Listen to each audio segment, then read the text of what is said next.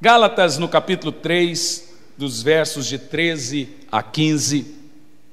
Eu quero falar hoje sobre antes e depois da cruz. Antes e depois da cruz. Cristo nos resgatou da maldição da lei, fazendo-se maldição por nós, porque está escrito: maldito todo aquele que for pendurado no madeiro. Pode continuar. Para que a bênção de Abraão chegasse aos gentios por Jesus Cristo, e para que pela fé nós recebamos a promessa do Espírito. Você recebe o Espírito Santo porque você vai no monte orar? Você recebe o Espírito Santo porque você jejuma? Você recebe o Espírito Santo pela fé. O texto diz: para que pela fé recebamos a promessa do Espírito. Senhor, fale conosco, que não seja eu quem fale, mas que seja o Teu Espírito, falando aos nossos corações, nos ensinando e nos instruindo, em nome de Jesus. Amém. Queridos irmãos, eu estou convicto que existe muitos crentes que vivem como se Jesus nunca tivesse morrido na cruz por eles. Com isso eu quero começar com 3 perguntas. Primeira pergunta: nós devemos pregar toda a Bíblia ou devemos pregar Jesus na Bíblia? Para que serve a Bíblia sem Jesus? Ainda um tempo atrás eu vi um pastor dizendo: eu não sou pregador, eu sou contador de história. Pois bem, eu sou um pregador, não sou um contador de história. Nós temos que pregar tudo o que nós lemos, ou nós devemos pregar o Evangelho de Cristo? O que é o Evangelho, irmãos? Quando o apóstolo São Paulo fala em Romanos, capítulo 1, no versículo 16, porque não me envergonho do Evangelho de Deus, que é a salvação para todos os que creem, primeiro dos judeus, depois dos gentios. No versículo 17, Paulo diz: porque no Evangelho revela a justiça de Deus, que é de fé em fé, como está escrito: o justo viverá da fé. Paulo diz que ele não se envergonha do Evangelho. Qual o Evangelho que Paulo não se envergonhava de pregar? Naquela época em que Paulo disse isso, era uma vergonha pregar o que ele pregava. Por quê? Os cristãos na época estavam misturando um pouco do Evangelho de Cristo com um pouco da lei judaica, um pouco de judaísmo. Então vem Paulo dizendo: eu não me envergonho de pregar isso. E é tão verdade, irmãos, que quando Paulo, Pedro e Barnabé estavam comendo na casa de irmãos que não eram judeus, Tiago, que era o pastor da igreja de Jerusalém, entrou. Pedro e Barnabé se assustaram e se levantaram. Fato que fez Paulo se irar e brigar com Pedro, resistir ele na face, chamando Pedro de hipócrita, porque Pedro estava com vergonha do evangelho do qual Paulo pregava. Nesse contexto, Paulo está dizendo: não me envergonho desse evangelho. Qual é o evangelho que Paulo não se envergonha? Veja em Gálatas capítulo 1, no versículo 6, põe por favor na tela, Gálatas 1 e versículo 6, e você vai entender qual é o evangelho que Paulo não se envergonhava. Por que Paulo não deveria se envergonhar? Porque ainda hoje há pessoas que se envergonham de pregar ou de ouvir esse evangelho. Qual é o verdadeiro evangelho? Toda vez que a Bíblia usa o termo evangelho, o que seria o evangelho? Quando Paulo fala: pregue o evangelho. E por que devemos pregar esse evangelho? Porque ele é o poder de Deus para a salvação. A pergunta então é: devemos pregar tudo que lemos ou devemos pregar o evangelho? Tudo que nós lemos tem que levar ao evangelho, senão não vale a pena ser lido. Paulo fala em Gálatas 1:6: maravilho-me que tão depressa passasseis daquele que vos chamou a graça de Cristo para outro evangelho. Aqui nós temos 2 contrapontos: graça de Cristo e evangelho. Graça de Cristo. Aquele que vos chamou para a graça de Cristo, há outro evangelho. Paulo diz que existe um evangelho, o único evangelho. Qual evangelho que é esse? Qual que é esse? Leia o texto. Aquele que vos chamou do evangelho da graça para outro evangelho. Qual é o único evangelho que Paulo não se envergonhava de pregar? O evangelho da graça. E por que Paulo diz, eu não me envergonho de pregar isso? Porque naquela época as pessoas queriam misturar um pouquinho de lei com um pouquinho de graça. Paulo diz, ou é pela graça ou é pela lei. Se é pela lei, já não pode ser pela graça. Se é pela graça, já não é mais pela lei. Não dá para misturar as duas coisas. Nesse contexto, tem uma terceira pergunta para te fazer. Nós temos que te pregar, ou pregar na Bíblia, a velha aliança ou a nova aliança? Responda. A nova. Deixe-me te explicar. A Bíblia Sagrada fala de várias alianças de Deus com o homem. Você tem a aliança adâmica, aliança noádica, aliança abraâmica, você tem a aliança davídica, aliança mosaica, você tem a aliança da cruz. No entanto, as duas principais alianças é a aliança da lei e a aliança da graça. A aliança da lei é a aliança que Deus fez com o homem através de Moisés. Essa aliança, ela é baseada em 50% Deus, 50% homem. Com isso eu quero dizer o seguinte: a lei significa favor merecido, a graça significa favor imerecido. Na lei, Deus fazia uma parte, você fazia outra parte. Alguém me perguntou, minha esposa me perguntou essa semana, poxa, então como funciona agora na graça? Na graça a gente não obedece mais? Na graça a gente não dizima mais? Na graça a gente não oferta mais? Hoje eu quero responder todas essas perguntas. Porque a diferença de graça e lei é isso. Na lei, você fazia primeiro e Deus fazia em segundo. Você fazia, Deus respondia. Você plantava e Deus dava a colheita. Se você pagasse o preço, Deus te dava a bênção. Com isso eu quero provar, veja em Deuteronômio capítulo 28, a partir do versículo 1. Você vai ver que na lei, Deus só abençoava se você cumprisse a lei. A diferença é essa: na lei, você faz primeiro, Deus faz depois. Isso é chamado de velha aliança. E o termo velha aliança é porque é uma aliança velha, obsoleta, que ficou para trás.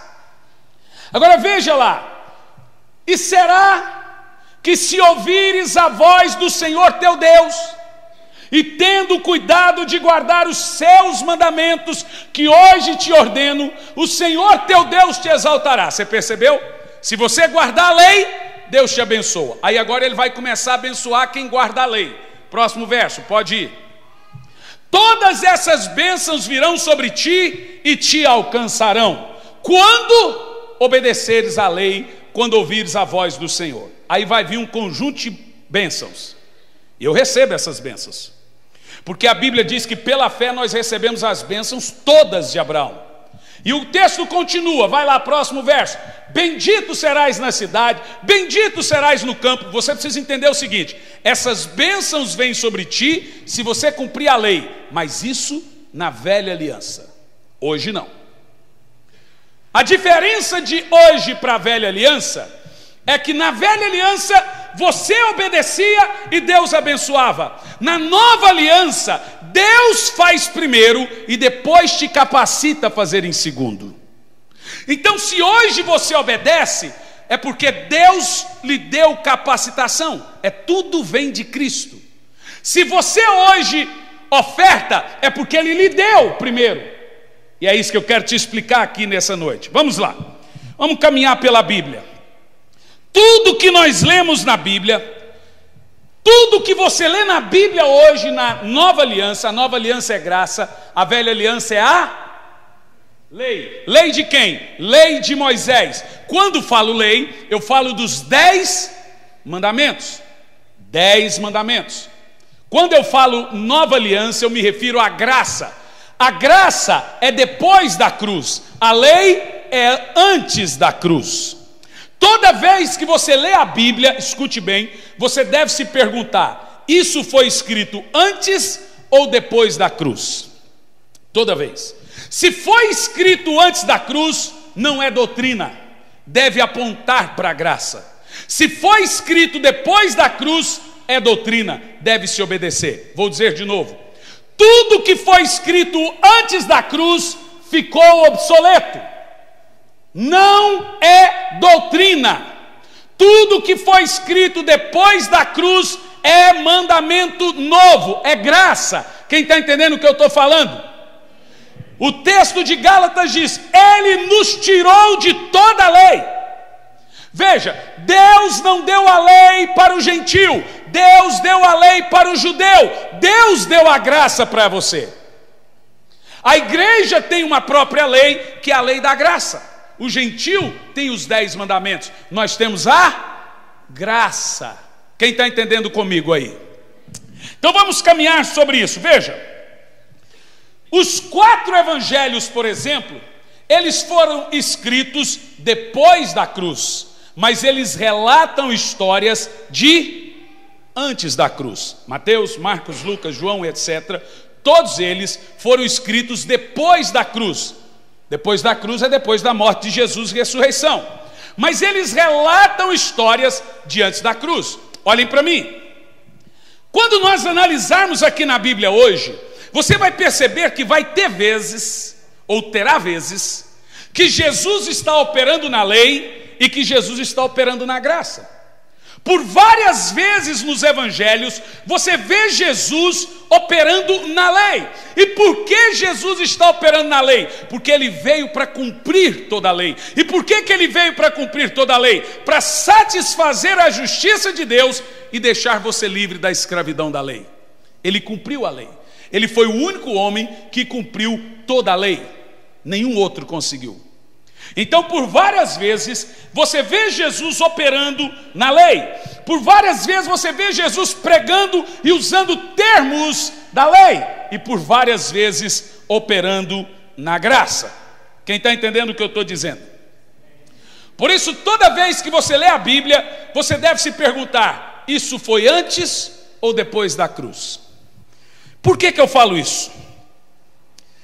Nós vamos ver aqui nessa noite alguns requerimentos de Deus antes da cruz e depois da cruz, e você vai ver a diferença. Você vai ver que antes da cruz é uma coisa, depois da cruz é outra coisa. Quem quer aprender isso aqui hoje? Porque realmente fica essa coisa no ar. E agora? Se eu não estou na lei, eu devo fazer isso. Se eu estou na graça, o que eu não faço? O que eu faço? É ou não é? Isso sempre fica pairando no ar.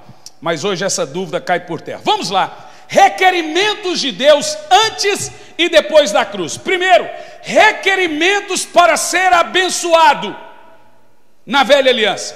Como o povo era abençoado na lei? Qual era o requerimento de Deus para abençoar as pessoas na lei? Você volta lá no Deuteronômio 28. Já está aí. Na velha aliança, a bênção de Deus estava ligada a praticar os mandamentos.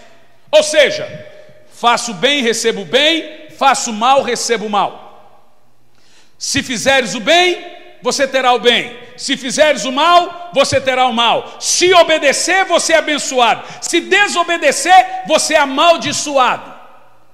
Esse é o requerimento para as bênçãos. Você veja aqui, por exemplo, em Deuteronômio. Vamos caminhar aqui. Bendito serás no campo. Vai descendo, vai lá. Bendito o fruto do teu ventre, o fruto da tua terra, o fruto dos teus animais, a cria das tuas vacas, das tuas ovelhas. Pode ir. Bendito o teu cesto, a tua amansadeira. Só bênção, irmão.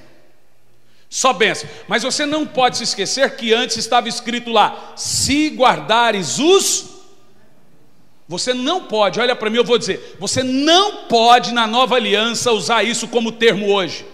Nenhum cristão que está na nova aliança pode usar. Está escrito aqui: se guardar os mandamentos, Deus abençoa. Isso é requerimento para a lei. Na graça existe outro requerimento. É isso que você precisa aprender. Na lei o requerimento é: faço bem, recebo bem, faço mal, recebo mal. Se você não obedecer, você é amaldiçoado. Se obedecer, você é abençoado. Isso não existe mais hoje. E por que não existe? Porque nós acabamos de ler em Gálatas que Deus nos resgatou das maldições. Já vamos lá. Pode ir. Versículo 6. Bendito serás ao entrares, bendito serás ao saíres. Vai andando.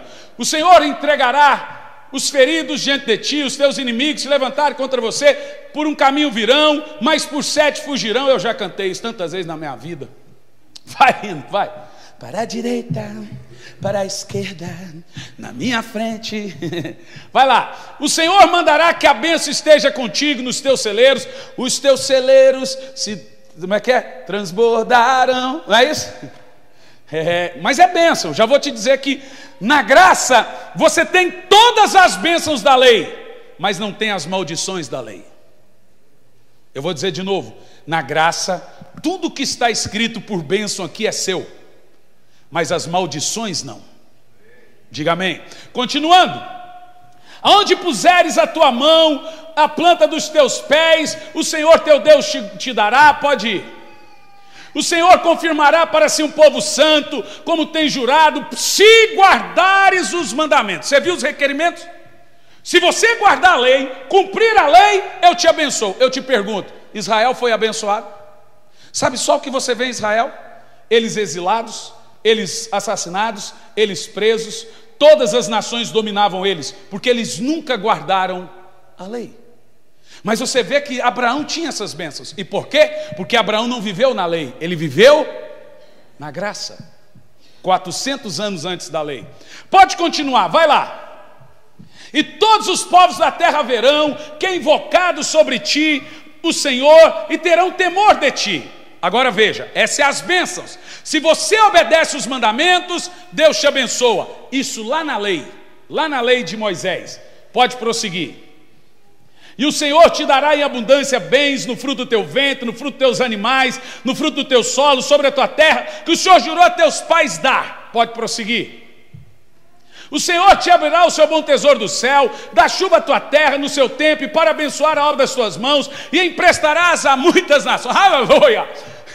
Porém você não tomará emprestado. Nós podemos receber isso sim, gente. Podemos sim. Glória a Deus, continua. O Senhor te porá por cabeça e não por cauda, só estarás em cima e não debaixo, se obedeceres os mandamentos. O que acontece hoje? O crente pega essas bênçãos e fala: Deus, o Senhor prometeu que eu seria cabeça e não cauda. Você está na lei, mas você não guarda os mandamentos, então não cumpre a bênção. Deus, o Senhor prometeu que eu iria emprestar e nunca tomar emprestado. É porque você não guarda os mandamentos. Quem está na lei e vive da lei, quando você descumpre um mandamento, você é culpado de todo ele. Você não é culpado só do que você descumpre, você é culpado de tudo. Não dá para tentar pautar a sua vida pela moral de Deus. A lei reflete a moral de Deus. Não dá. Agora vamos continuar, vai lá. E não te desviará de todas essas palavras que eu te ordeno, nem para a direita, nem para a esquerda, andando após outros deuses para os ouvires. Agora vem as maldições da lei. Na lei é assim: faço bem, recebo bem, faço mal, recebo mal.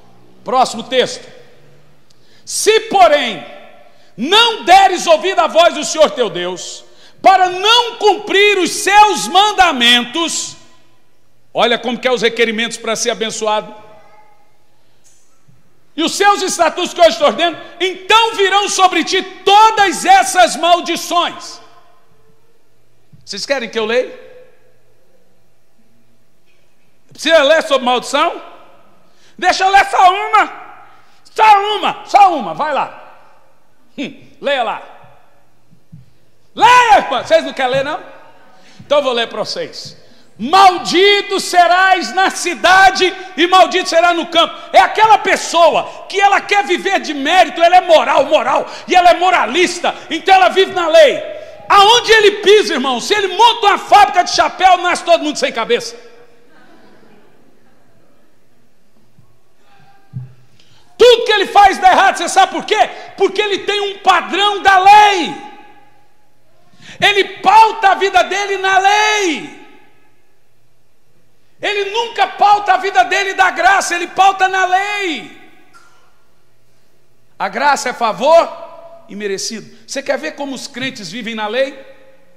Quando você faz algo para alguém, e aquela pessoa não te recompensa, não te retribui quando você precisa dela, como você se sente? Eu quero que alguém aqui, um santo sequer, me diga que não fica chateado. Poxa, ajudei tanto essa pessoa. Primeira vez que eu precisei, ele não fez nada. Não é um favor imerecido, é um favor merecido. Qual o nome disso? Lei. Faço bem, recebo bem, faço mal, recebo mal. Se você vive na graça, o que essa mão faz, essa não sabe. Você faz para as pessoas e nunca espera que ela te retribua. Veja que a maioria de nós temos a cultura do mérito na cabeça.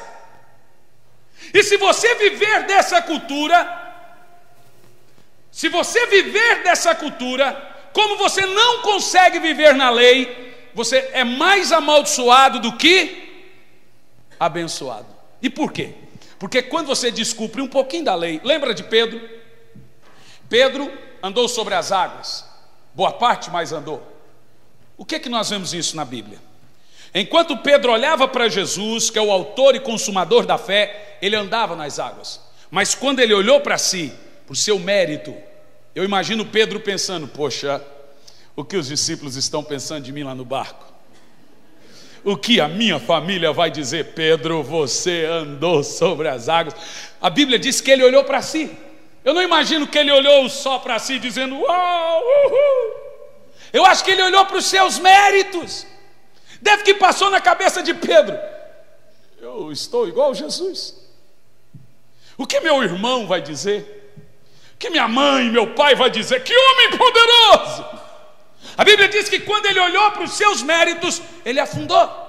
Quando ele afundou, Jesus disse: homem de pequena fé. E Jesus o tomou pela mão. Primeiro Pedro fez a oração mais poderosa da Bíblia: Senhor, salva-me que estou perecendo. Essa é a oração da graça, daquele que se identifica que não pode ser nada sem Cristo.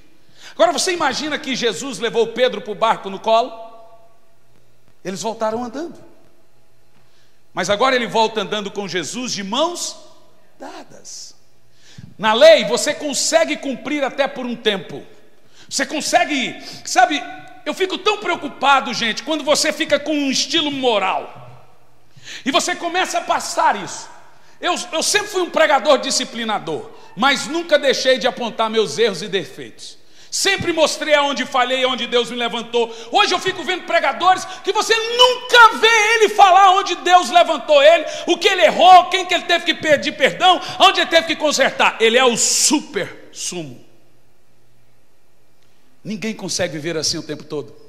Ninguém consegue o tempo todo ser o melhor marido. Ninguém consegue o tempo todo ser o melhor pai. Ninguém consegue o tempo todo ser o melhor crente. E se você não consegue o tempo todo ser o melhor, se você consegue ser anjo, se você não consegue e doutrina o povo como se conseguisse, qual é o nome disso? Hipocrisia. É um artista. Porque até um tempo você anda sobre as águas, mas daqui um pouco vem a natureza de Adão.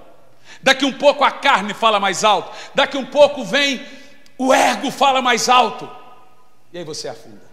Mas enquanto você está olhando para Cristo, quando você está olhando para Cristo, não é por força, não é por violência, é nele, dele, por ele, para ele são todas as coisas. Paulo diz: não que sejamos capazes de fazer alguma coisa por nós mesmos, mas a nossa capacidade vem de Deus. Temos que mudar o nosso estilo. E agora você vê que os requerimentos para a bênção na lei é esse: se fizer, é abençoado; se não fizer, é amaldiçoado. Deixa eu te falar uma coisa. O dízimo de Malaquias é um dízimo da lei. O dízimo de Abraão é um dízimo da graça. Em Malaquias você lê assim: maldito seja o enganador. Irmãos, quando você vai em Abraão, eu já estudei tanto sobre isso. Agora em outubro sai o livro Graça Teimosa. Estou cheio de editoras querendo o livro. Nenhuma vai ter. Se a pobrezinha da minha editora lançou os outros, vai lançar esse também. Mas veja bem, preste atenção. Eu nunca vi na Bíblia Deus mandando Abraão dizimar. Você já viu? Abraão, dizima. Você já viu Deus mandando Abraão dizimar? Deus nunca mandou Abraão dizimar. Abraão nunca dizimou com medo de lei, com medo de mandamento, por tristeza. Abraão nunca dizimou com angústia. Quando você dizima na lei, você faz com medo, pressionado, angustiado, só porque alguém está mandando. Quando você faz pela fé, aí cumpre o que Paulo diz: dar com alegria. Essa é a diferença. Mas é possível que alguns irmãos ainda façam na lei. Se você vive na lei, mesmo inconsciente, você é abençoado da lei e também amaldiçoado. Existem irmãos que dão o dízimo com medo de um devorador. É o que está escrito em Malaquias. Com medo do gafanhoto. O Satanás entra no micro-ondas. Corta para 18. O Satanás entra no carro. Tem gente que ele fala assim: se eu não dizimar, o diabo encapeta. Ele dá o dízimo com a consciência da lei. E deixe-me te dizer, se você dizima com essa consciência, quando você não dizima, acontece tudo que você está prevendo, porque você está vivendo na lei. Aí você fala: eu tenho que dizimar, porque quando eu não dizimo, dá tudo errado na minha casa. Toda vez que eu não dizimo, a coisa empeteca. E é verdade. Então dizime, irmão, que vai ser bom para você, porque você está na lei. Mas se você dizimar com a fé de Abraão, você tem todas as bênçãos de Abraão e nenhuma maldição da lei. Quem está entendendo o que eu estou falando? Dízimo é fé, não é lei. Diga comigo: é fé e não é lei. Por isso que tem gente que você pode falar: o diabo entra no seu corpo se você não dizimar, o Satanás encarna no você encarna no Satanás, ele não consegue. Por isso que ele dizima 3 meses, 4 meses, 5 meses e para, porque a lei você vai até só um período. É ou não é, gente? Mas quando você está na fé, quando o justo vive da fé, ele consegue, ele faz com alegria, ele é livre da maldição, ele não faz por medo, ele faz pela fé. É tão gostoso viver na fé. Estava vindo no carro agora, minha esposa dizendo: gente, vida toda nós fomos fiéis a Deus. Falei: porque nós sempre demos com alegria.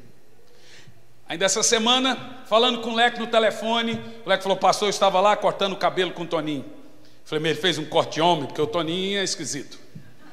O Toninho deu um tapa no menino esses dias no salão, alguém filmou e pôs na internet, mas bateu no coitado do menino. Aí o Leque falou: pastor, eu estava falando com o Toninho, como é impressionante como Deus te usa, como Deus te abençoa. Você não fica esperando chover do céu, você vai atrás. Falei: é verdade, querido, sabe por quê? A minha vida toda foi assim. A minha vida toda, eu nunca fiquei esperando nada. Hoje um querido irmão de uma agência missionária, uma das maiores do mundo, me ligou: pastor, eu estou ligando para todos os pastores amigos, e como você é um homem de Deus, homem de sucesso, eu queria te pedir R$5.000 por mês até novembro para ajudar a nossa missão. Falei: faz o seguinte, agora deixa eu te contar a minha missão. Aí eu contei para ele todo o trabalho. Falou: pastor, você está precisando de uma oferta?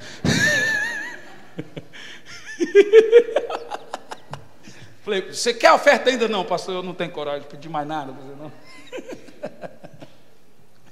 Sabe, irmãos, eu entendi a descansar na obra da cruz. A Bíblia diz que as bênçãos me acompanham. Eu tenho todas as bênçãos da lei, mas não tenho as maldições. Isso é tão importante você saber. Agora vamos ver as bênçãos na lei. Na graça, você percebeu que na lei, para ser abençoado, tem que obedecer à lei.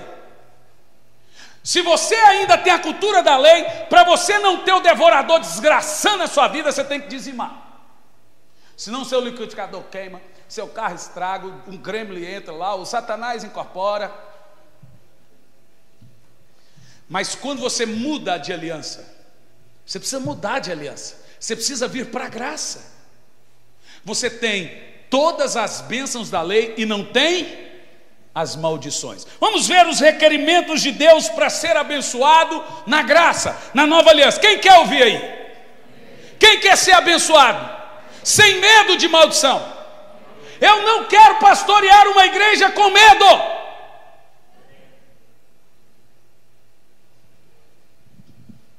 Queridos, durante muito tempo, eu já preguei na lei, mas inocentemente, sim, de uma maneira zelosa. Existem muitos pregadores sérios, zelosos, que estão na lei. Eu já mandei gente embora, já excluí gente, já não deixei entrar na igreja. Pastor, fulano quer vir para a igreja, não, fala para ele arrumar outra, eu não quero ele aqui não. Ih, quantas vezes eu fiz isso? Mas isso de uma maneira inocente, de maneira zelosa. Mas se você vai orar a Deus, você vai buscar de Deus, e o Espírito Santo é tão Espírito Santo, que para elogiar o Espírito Santo, só chama ele de Espírito Santo. Ele é tão Espírito Santo, o Espírito Santo.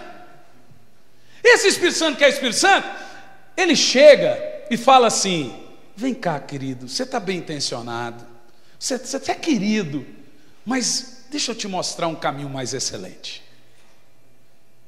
Te mostrar como você caminha, como você entende isso. E você começa a falar assim: papai, com vergonha, o que eu faço agora? Faz nada, vai lá e prega agora. Vai lá e prega quem eu sou. E eu confesso para os irmãos que eu fiquei chocado um dia que estava eu, o pastor Samuel, numa casa. Uma irmã olhou para nós e disse assim: pastor, a gente ama a igreja, não temos dúvida que você é um homem de Deus, muito zeloso, mas a gente só queria entender que Deus nos ama pelo menos uma vez, e em 2 anos a gente nunca entendeu isso.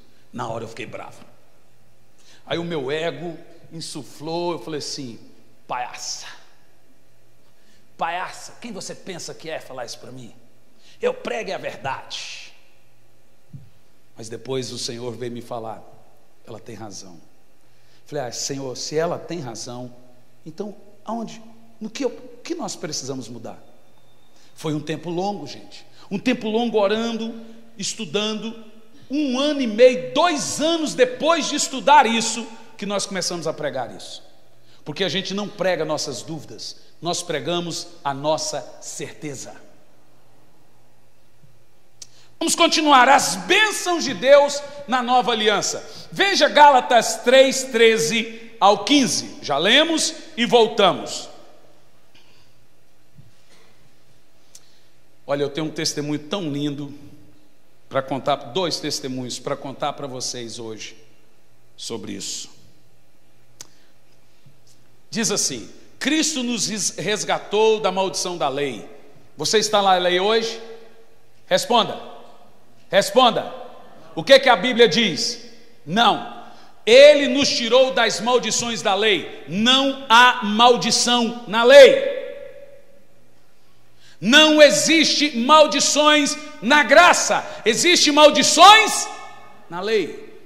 Jesus encerrou com tudo na cruz. Na cruz ele gritou e disse: acabou! Queridos, antes da cruz há pecado, antes da cruz há maldição, antes da cruz há escravidão, antes da cruz você vê o homem tentando ser salvo, tentando guardar. Depois da cruz não há nada, depois da cruz não há maldição, depois da cruz não há dor, depois da cruz não há praga, depois da cruz só há o sangue de Cristo, aquele que se colocou na cruz e cumpriu toda a lei por nós. Não há nada depois da cruz. Depois da cruz há um silêncio. Ele nos resgatou da maldição da lei, fazendo-se maldição por nós, porque está escrito: maldito todo aquele que for pendurado no madeiro. Prossegue. Para quê? Veja que na lei você só era abençoado se cumprisse a lei. E agora na graça, leia você esse texto em voz alta. Para que, a bênção de Abraão chegasse aos gentios por meio de Jesus Cristo, para que pela fé... Você lembra aquelas bênçãos que eu li em Deuteronômio? É sua também. Bendito serás ao entrares, bendito serás ao saíres. Virão por 7 caminhos fugirão.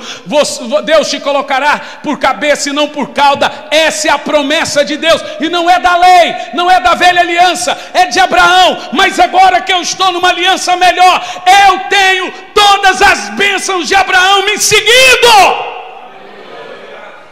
Você vê que é possível, irmão, passar pela vida cristã e viver como se Jesus não tivesse morrido.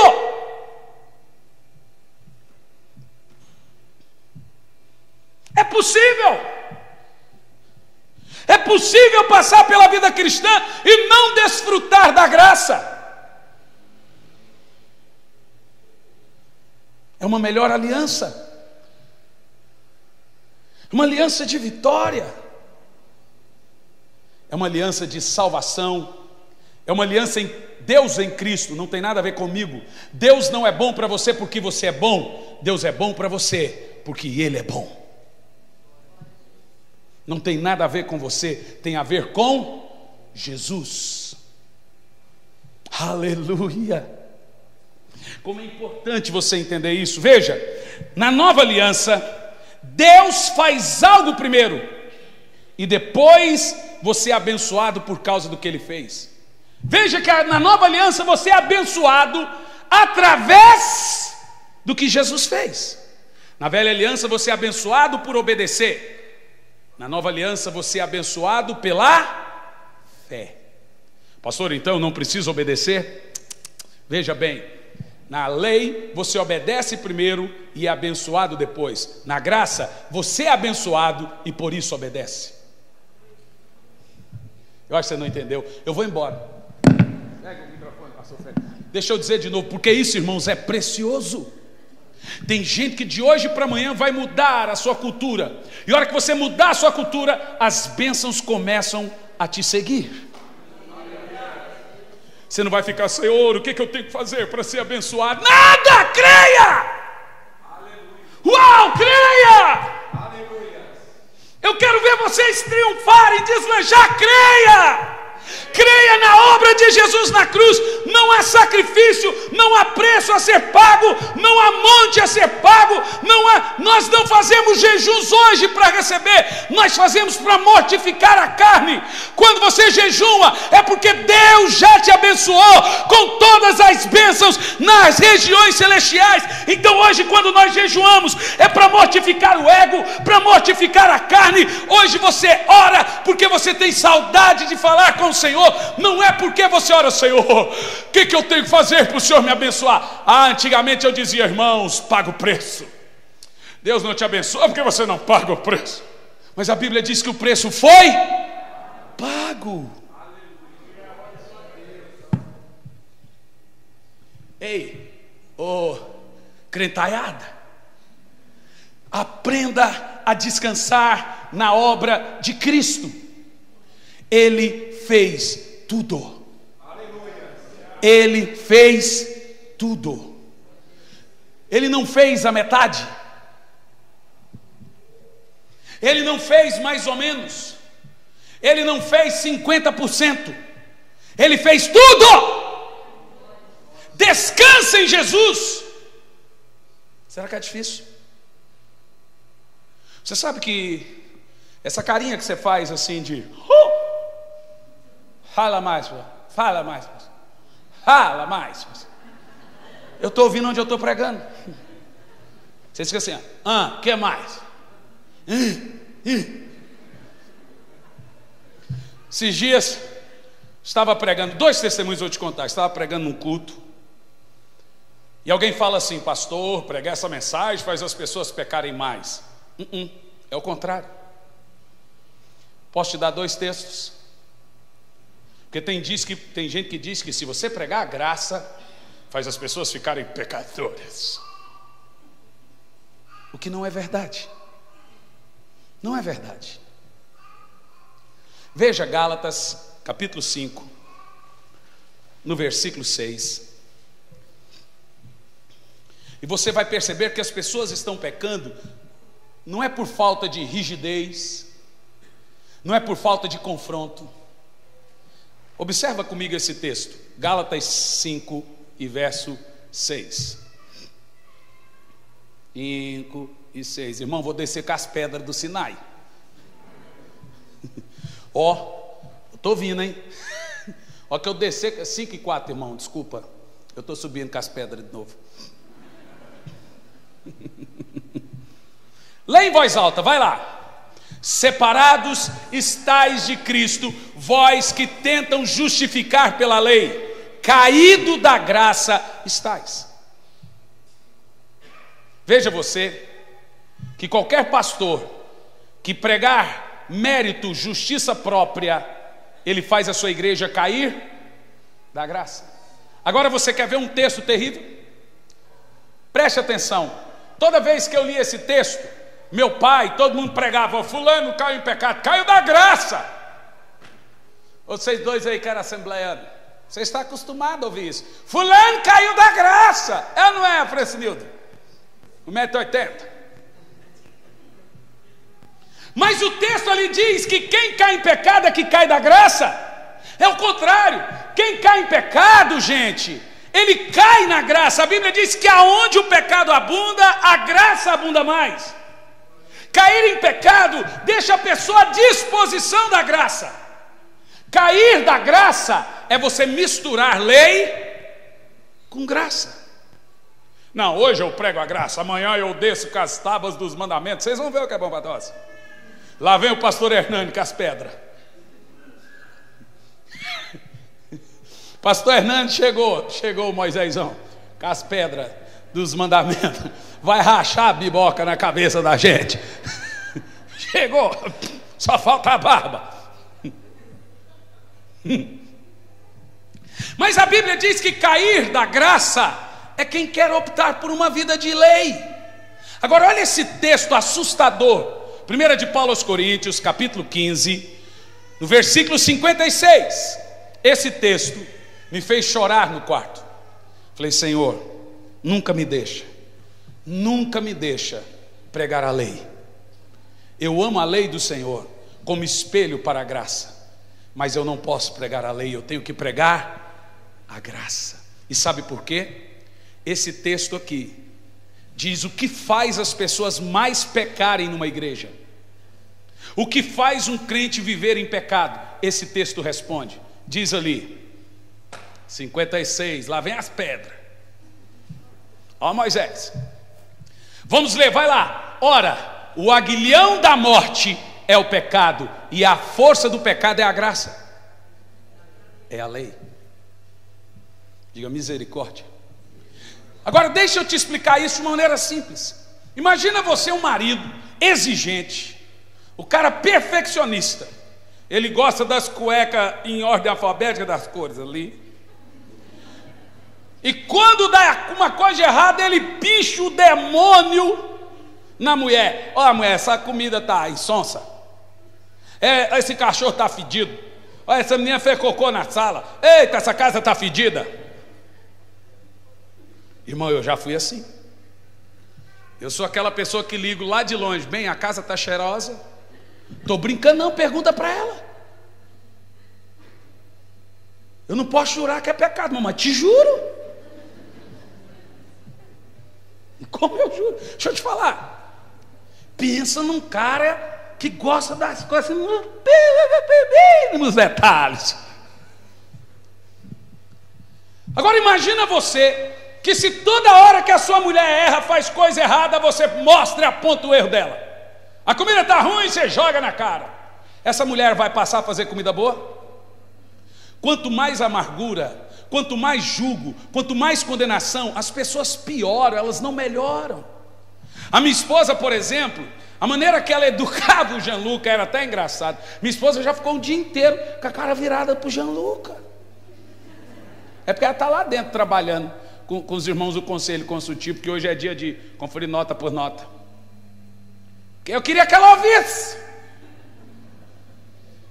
Gianluca, vai para o quarto. Vai pedir perdão a Deus. Enquanto Deus não te perdoar, não sai. Estou triste com você. Chega em casa, está lá o menino no quarto. O que foi, filho? Deus não falou comigo, mãe. Falei, bem, não, eu estou muito triste. Imagina Deus olhar para você e falar assim: estou absurdamente decepcionado. Você morre na hora, irmão. Espera aí, vou fazer o joguinho da baleia azul ali, papai, já volto. Agora vale a pena fazer um joguinho da baleia azul. Imagina você, irmão.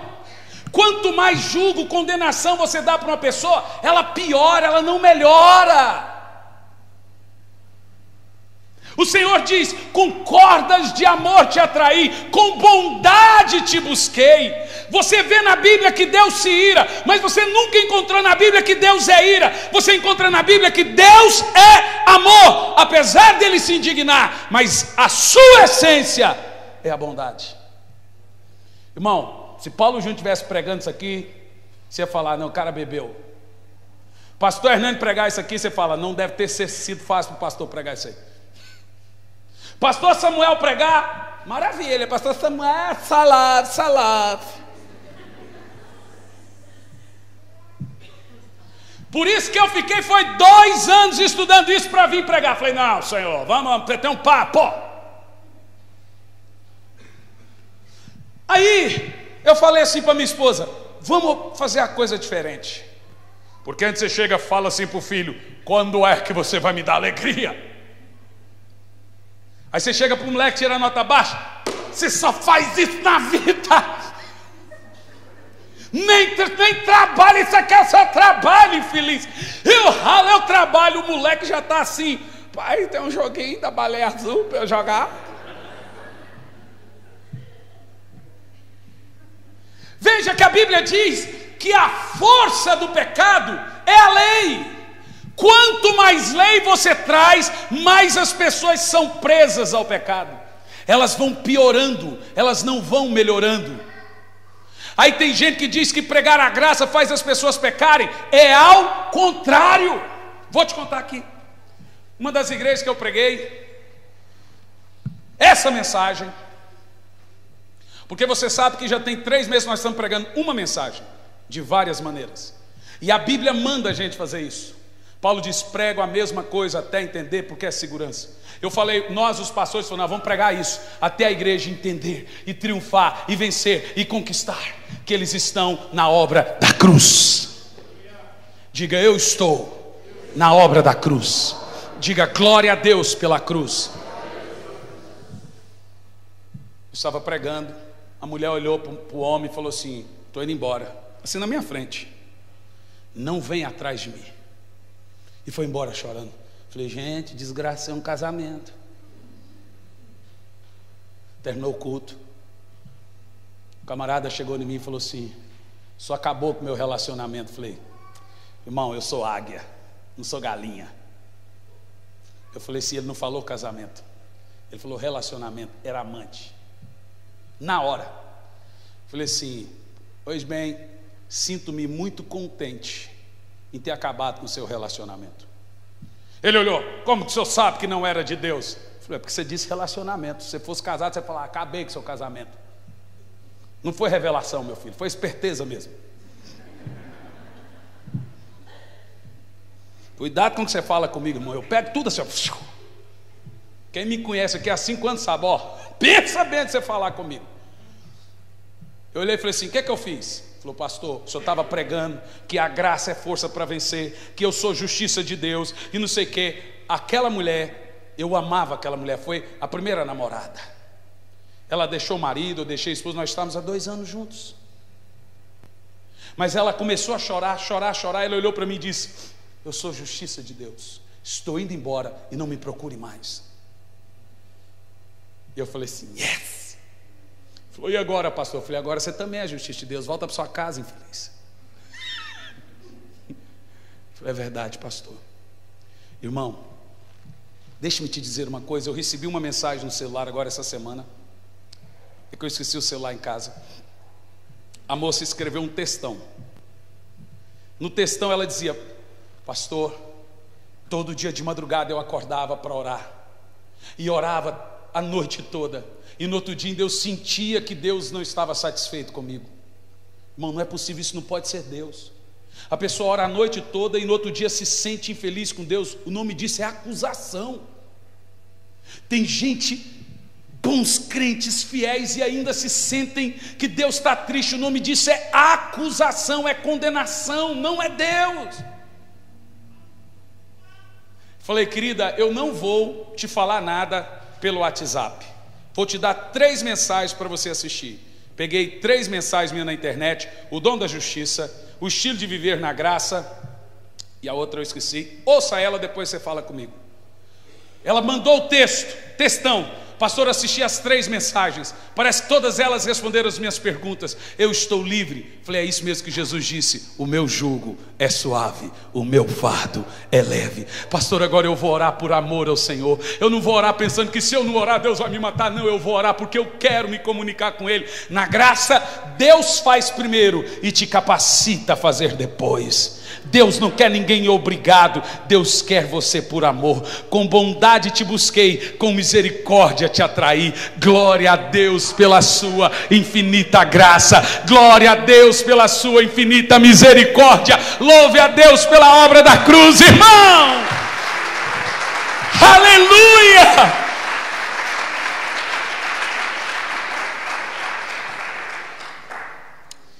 Deixa eu terminar. Oh, Deus poderoso, como isso é tremendo. Vamos lá. Requerimento para salvação. Como na lei as pessoas eram salvas e como as pessoas são salvas na graça. Quem está comigo? Você precisa se lembrar que mudou a ordem das coisas. Na lei você faz primeiro e Deus depois. Na graça, Deus faz primeiro e depois você faz.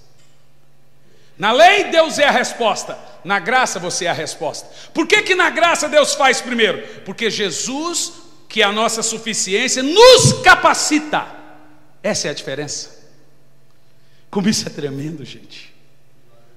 Gente, eu só não vou porque eu estou gordinho, mas eu voava. Porque eu vou te dizer uma coisa. Como é bom entender. Para mim, eu pregaria isso o resto da minha vida. Como é bom entender que nós somos livres. Como é bom entender que nós temos liberdade em Cristo. Faça assim, ó. Só pode vencer o pecado quem é livre. Quem não é livre não pode dizer não ao pecado. Só pode dizer não, eu não quero, porque ele é livre. Como é duro ver crentes se afundando. Agora está uma vibe aí no Brasil, uma polêmica por causa de suicídio. Terrível. Porque um pastor foi lá e disse que o crente que se mata não perde a salvação. Eu vou te dizer uma coisa. Pensa numa inconsequência. É tudo que o povo quer ouvir. Aí começaram a me perguntar. Falei, irmão, ultimamente eu só estou transmitindo aquilo que traz esperança. Mas eu respondo.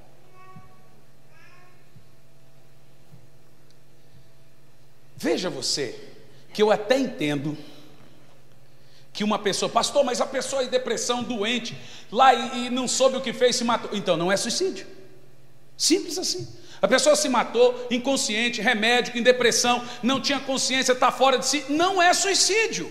Que culpa ela tem disso? Nenhum. Suicídio é quando a pessoa está consciente, sabe o que ela está fazendo, sabe do certo e errado, ela se mata. Agora a Bíblia diz, Jesus diz que sem arrependimento todos perecem.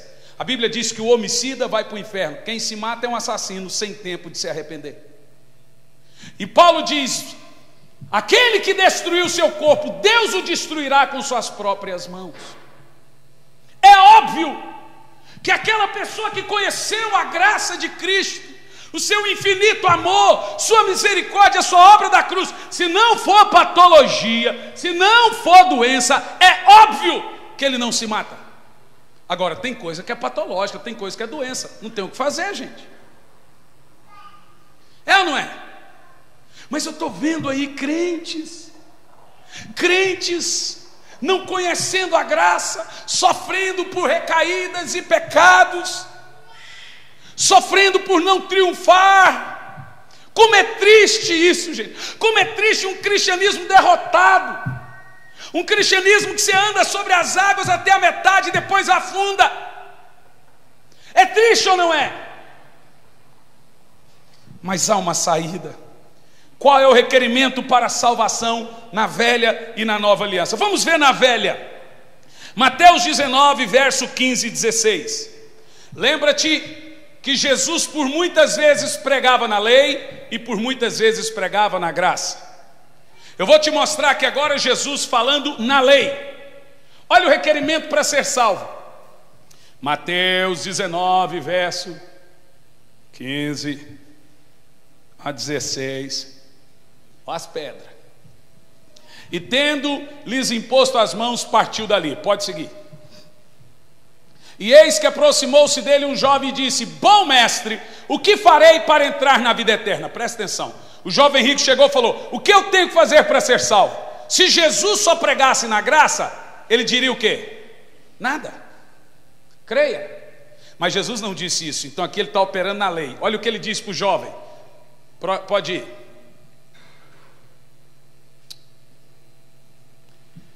Próximo verso. Lá, irmão da igreja.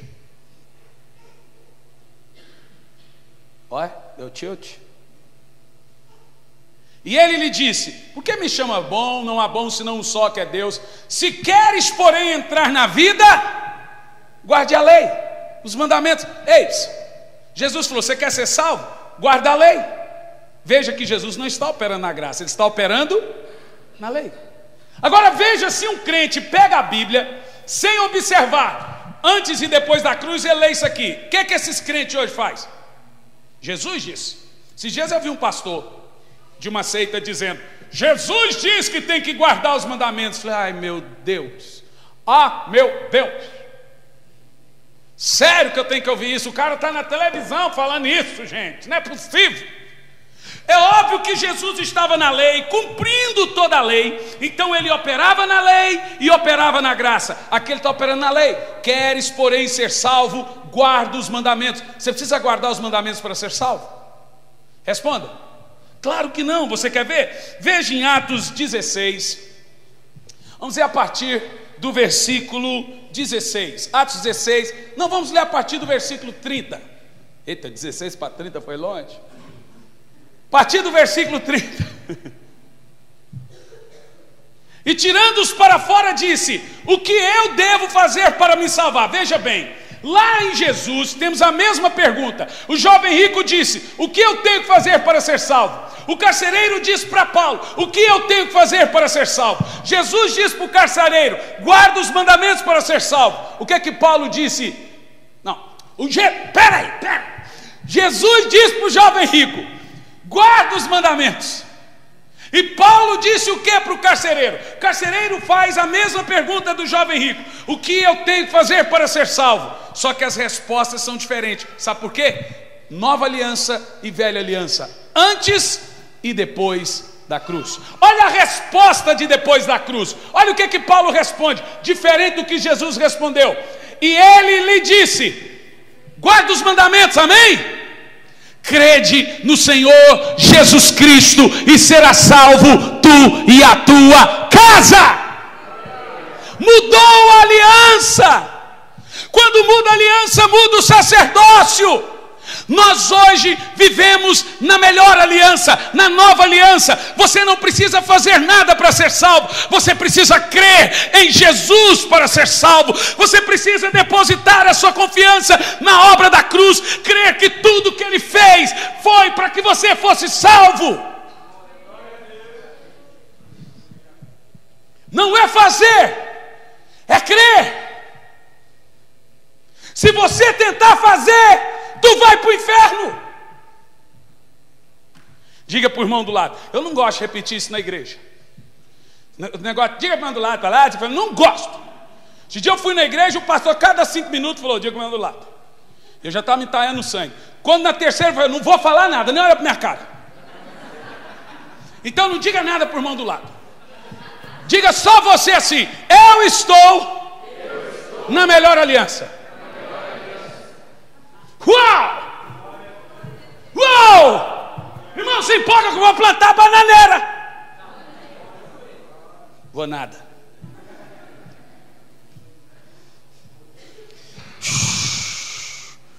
Oh, glória a Deus. Requerimento para o perdão.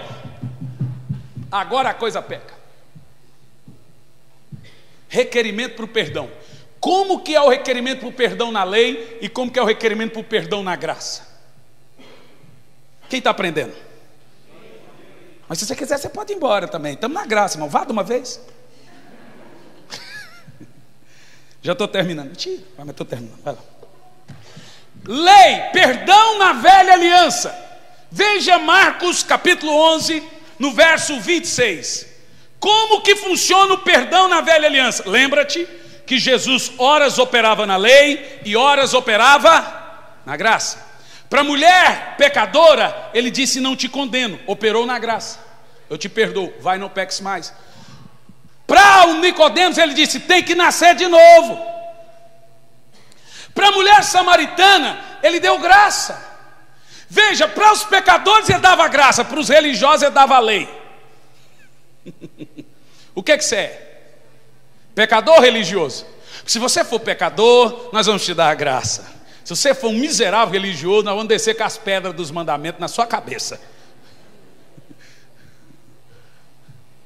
Olha lá, olha Jesus falando na lei: mas se vós não perdoardes, também o vosso Pai que está nos céus não perdoará as vossas ofensas. Irmão, quantas vezes eu preguei isso?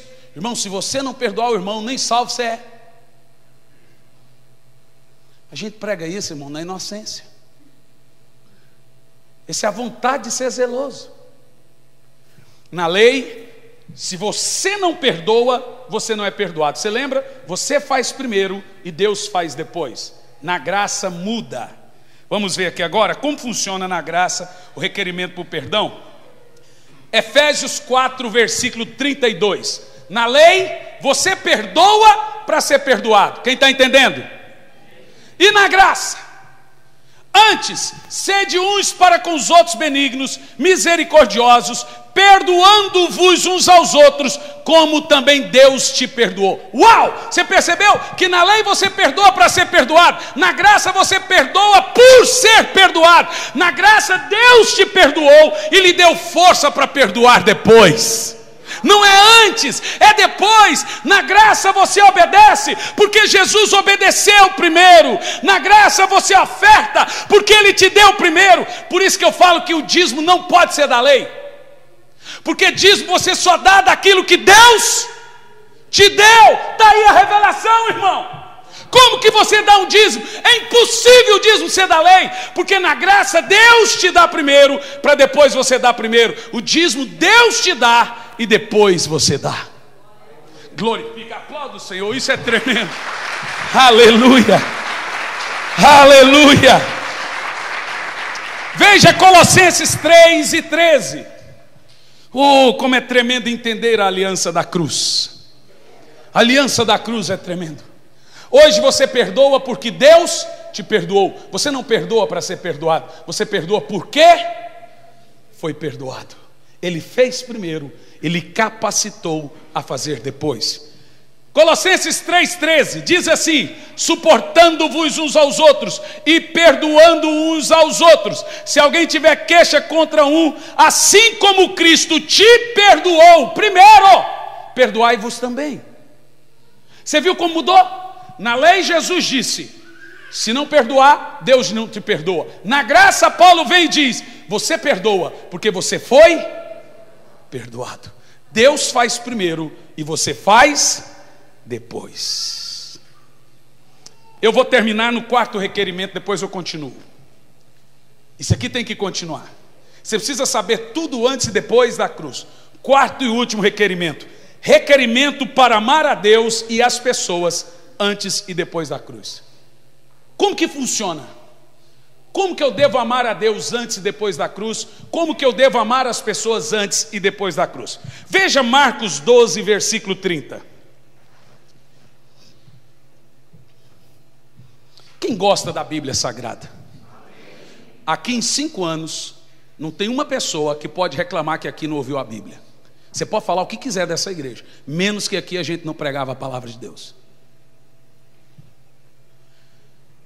Marcos 12:30. Amarás, pois, o Senhor teu Deus de todo o teu coração, de toda a tua alma, de todo o teu entendimento, de todas as tuas forças, porque este é o primeiro mandamento.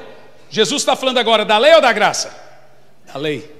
Mas você sabe que eu sempre peguei esse texto.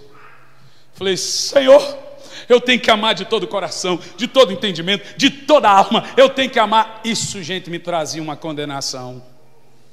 Porque ninguém consegue amar Deus assim. Impossível.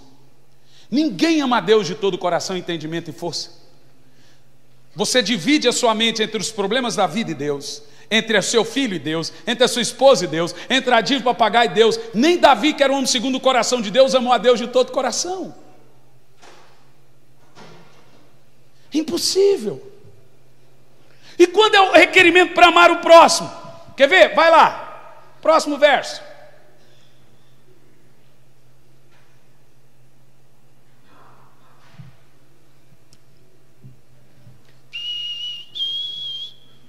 Está chegando. As pedras na cabeça do Márcio. E segundo, semelhante a esse, amarás o teu próximo como a ti mesmo. Não há outros mandamentos maior que esse. Irmão, agora presta atenção. Tem gente que usa isso aqui como se fosse requerimento da graça. Não é. Duas coisas é impossível para nós falhos fazermos. Amar a Deus de todo o coração é impossível. Você consegue amar a Deus em parte do seu coração, parte do seu entendimento, não em todo. Você sempre estará com o coração dividido entre as coisas da vida, entre o marido, entre a esposa, entre o filho. Nunca o coração estará 100% para Deus. E o próximo? Irmão, tem hora que eu quero é matar. Eu quero é ver o irmão que consegue amar o próximo como a ti mesmo. Se achar um, me apresenta. Eu achei um. Qual é o requerimento de Deus para amar a Deus e o próximo na nova aliança? Na lei, você tinha que amar a Deus de todo o coração, toda a alma, todo o entendimento, toda a força, e amar o próximo como a ti mesmo. Jesus está operando na lei. E na graça? 1 de João 4, versículo 19. Olha como muda. Olha como muda. 1 de João 4 e 19. 1 de João 4 e 19. Você não tem? Não tem 1 João 4 e 19? Não tem nessa Bíblia? Leia na sua aí. Pastor Fernando, fique em pé e leia. Na Bíblia digital não tem.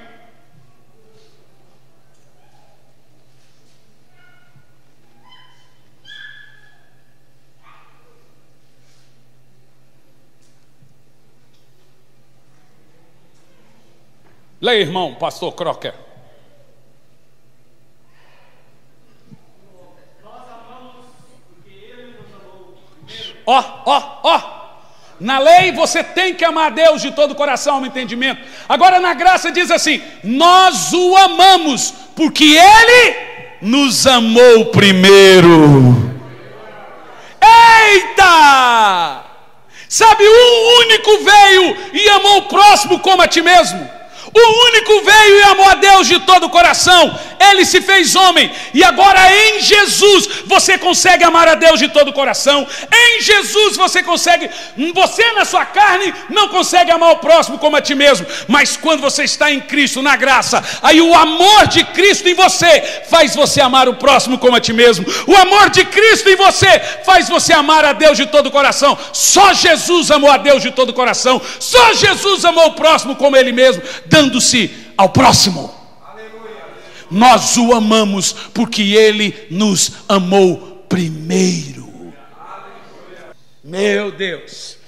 Romanos 5:5. Olha aí para você ver. E a esperança não traz confusão, porque o amor de Deus é derramado em nossos corações pelo Espírito Santo. Sabe como você ama a Deus de todo o coração? Só pelo Espírito Santo. Sabe como você ama o próximo como a ti mesmo? Só pelo Espírito Santo. Ele fez para você e lhe capacita a amar o próximo, lhe capacita a amar a Deus. Irmão, se você não estiver na nova aliança, você nunca vai satisfazer a Deus. Você sempre vai viver debaixo de condenação. Eu tenho um requerimento aqui, mas vocês têm que insistir muito para eu falar. Requerimento para a fé na lei e na graça. Você vê que o Senhor nunca diz para você ter fé na graça. Não tem uma vez o Senhor dizendo, tem de fé na graça. Mas vocês têm que insistir para eu terminar nesse aqui. Insista, senão eu não falo, não, tem que insistir. É pouco ainda, tem que insistir mais. Só porque vocês estão pedindo, depois não fala que eu terminei tarde. Não vai sair por aí murmurando, esse pastor prega até tarde. Vocês dizem, tá bom, minhas fãs, tá bom. Não vai falar não, Valtinho? Gálatas 3, 23 e 25.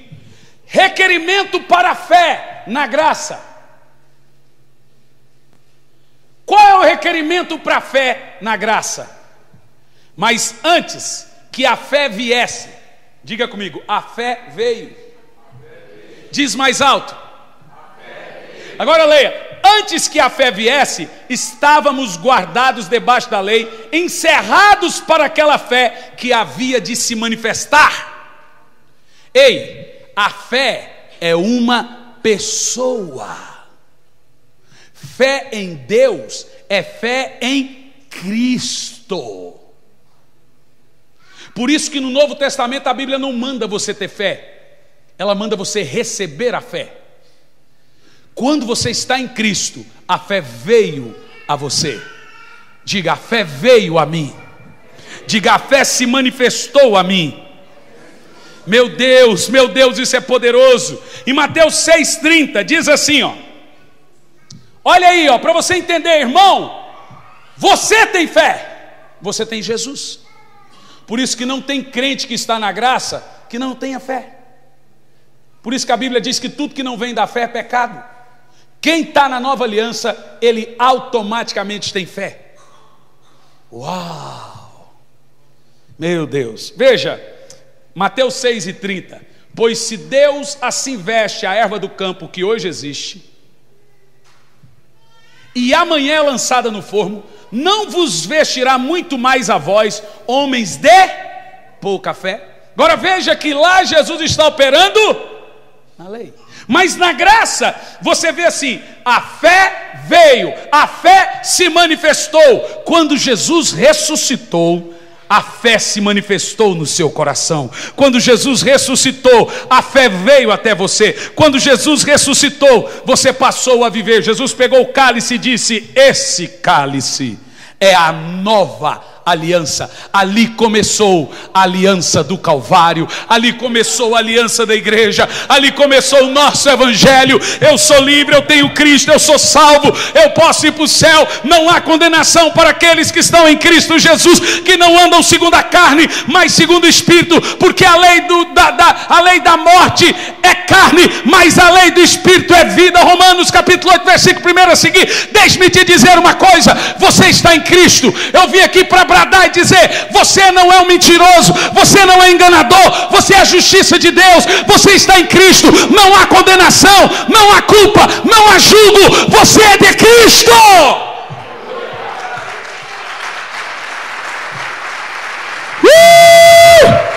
Aplaude e glorifique o Senhor.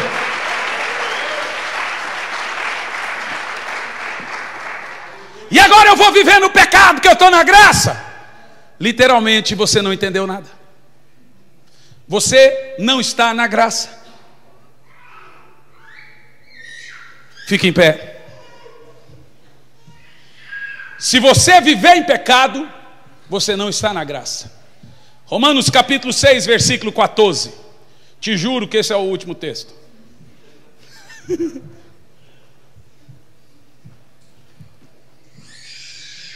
Romanos 6 e 14. Irmãos, quem não consegue vencer o pecado, é na graça que ele não está. Que isso, rapaz? Uau! Isso que é uma igreja internacional.